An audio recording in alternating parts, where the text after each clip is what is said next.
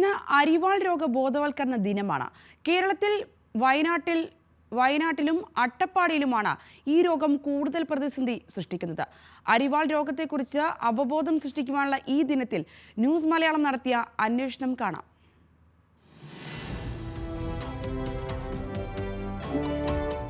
ജനിതക കാരണത്താൽ ചുവന്ന രക്തകോശങ്ങൾക്ക് രൂപമാറ്റത്താൽ സംഭവിക്കുന്ന രോഗമാണ് അരിവാൾ രോഗം.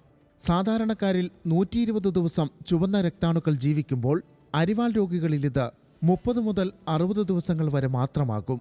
രോഗം ബാധിച്ചാൽ രക്താണുക്കൾ അരിവാൾ പോലെ കൂടിപ്പോകും. അതിനാലാണ് അരിവാൾ രോഗമെന്ന പേര് വന്നത്. കേരളത്തിൽ വയനാട്ടിലും അട്ടപ്പാടിയിലുമാണ് കൂടുതലായും ഈ രോഗം കണ്ടുവരുന്നത്.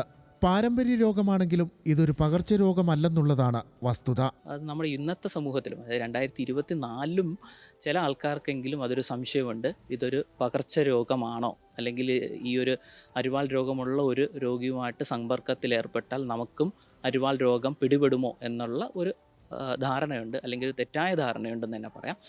പക്ഷേ ഇതൊരു പകർച്ചേതര വ്യാധിയാണ്. ഇത് നമ്മുടെ ജനിതകപരമായി നമ്മുടെ സെൽസിൽ, അല്ലെങ്കിൽ നമ്മുടെ കോശങ്ങളിൽ സംഭവിക്കുന്ന ഒരു മ്യൂട്ടേഷൻ്റെ ഭാഗമായിട്ട് നമ്മുടെ കോശങ്ങളുടെ രക്താണുക്കളുടെ, അല്ലെങ്കിൽ ചുവന്ന രക്താണുക്കളുടെ ഷേപ്പ് ഉണ്ടാകുന്ന വ്യത്യാസം, അത് ഒരു അരിവാൾ രൂപത്തിൽ അല്ലെങ്കിൽ ഒരു കോമ ഷേപ്പിലേക്ക് നമ്മുടെ ആ ഒരു സിക്കിൾ അല്ലെങ്കിൽ ആ ഒരു രക്താണുക്കൾ മാറുന്നതിൻ്റെ ഭാഗമായി ആണ് നമ്മൾ ഈ ഒരു രോഗം ഉണ്ടാകുന്നത്. രോഗപ്രതിരോധ ശേഷി നന്നേ കുറവായ ഇവർക്ക് മഴയോ തണുപ്പോ പോലും അതിജീവിക്കാനാവില്ല.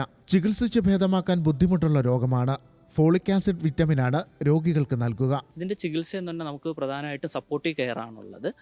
പൂർണ്ണമായും നമുക്കൊരു മരുന്ന് കൊണ്ട് ഇതിനെ ഒരു രോഗത്തിന് ചികിത്സിക്കും പോലെ ചികിത്സിച്ച് ഭേദമാക്കാൻ പറ്റുന്ന ഒരു രോഗമല്ല. രോഗിയുടെ ലക്ഷണങ്ങൾ എന്താണോ അതനുസരിച്ച് രോഗിക്ക് പെയിൻ കുറയ്ക്കുക എന്നൊക്കെയാണ് ഒരു പ്രധാന ഇത്. അതോടൊപ്പം തന്നെ രോഗിക്ക് ഹൈഡ്രോക്സിയൂറിയ ഇതും ഫോളിക് ആസിഡ് എന്നുള്ള ഗുളികകൾ കൊടുത്ത് നമുക്ക് ആ ഒരു രോഗിയുടെ അവസ്ഥ ഒന്ന് മെച്ചപ്പെടുത്തി നിർത്തുകയാണ് ഇതിൽ നമുക്ക് സാധിക്കുന്നത്. അരിവാൾ രോഗം ബാധിച്ചാൽ മരിക്കുമെന്ന സാഹചര്യമായിരുന്നു മുമ്പുണ്ടായിരുന്നത്.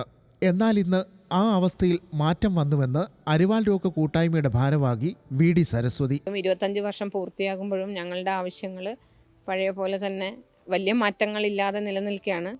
പക്ഷെ ഒരു കാര്യത്തിൽ ഞങ്ങളുടെ സംഘടനയ്ക്ക് അഭിമാനമുണ്ട്. കാരണം അന്നത്തെ സംഘടന തുടങ്ങിയത് 1998-ലാണ്. അന്നത്തെ അവസ്ഥയിലല്ല ഞങ്ങൾ ഇന്ന് എത്തി നിൽക്കുന്നത്.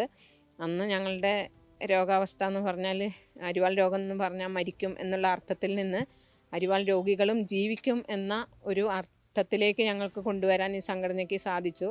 ഹീമോഗ്ലോബിനോപ്പതി സെന്ററിനായി ബോയ്സ് ടൗണിൽ തറക്കല്ലിട്ടിരുന്നുവെങ്കിലും നാളിതുവരെയായി അതിന്റെ പ്രവൃത്തികൾ ആരംഭിച്ചിട്ടില്ല.